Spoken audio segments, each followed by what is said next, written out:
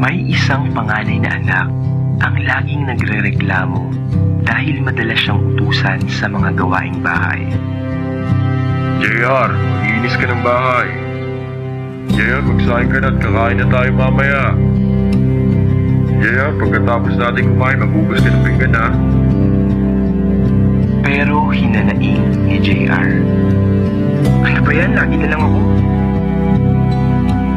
Alam ko panganay ako pero bakit ako lang utusan dito sa bahay? Ano bang anak nila? Sa tuwing inuutusan siya ng kanyang mga magulang, nakaugalian niya na ang magreklamo at magtabo. JR, yung nilaban ba ng mama mo, naitupi mo na. JR, yung sasakyan ko, linisan mo na, ha? Naaga akong alis bukas. JR, yung mga basura ba, nailabas mo na? Nakakaasar na talaga, laki na lang ako.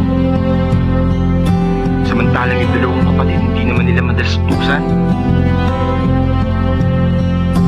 Ito ang laging sama ng loob ni JR sa kanyang mga magulang dahil madalas siyang utusan sa mga gawaing bahay. Makalipas ang ilang taon, nakapag-asawa na si JR at humiwalay na sa kanyang mga magulang. Sa wakas, hindi niya rin ako mauutusan nila mama at papa. Sa pagsasama nilang mag-asawa, napagtanto niya na hindi marunong sa gawaing bahay ang kanyang napangasawa. Kwento nito, hindi kasi siya madalas utusan sa kanila, kaya wala siyang alam kung paano magsaing, magluto at maglaba.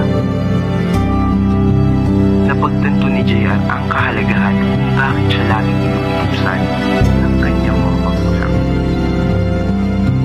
Para kapag dumating na ang araw na magtatayo na siya ng kanyang sariling pamilya, marunong na siya sa lahat ng gawaing bahay.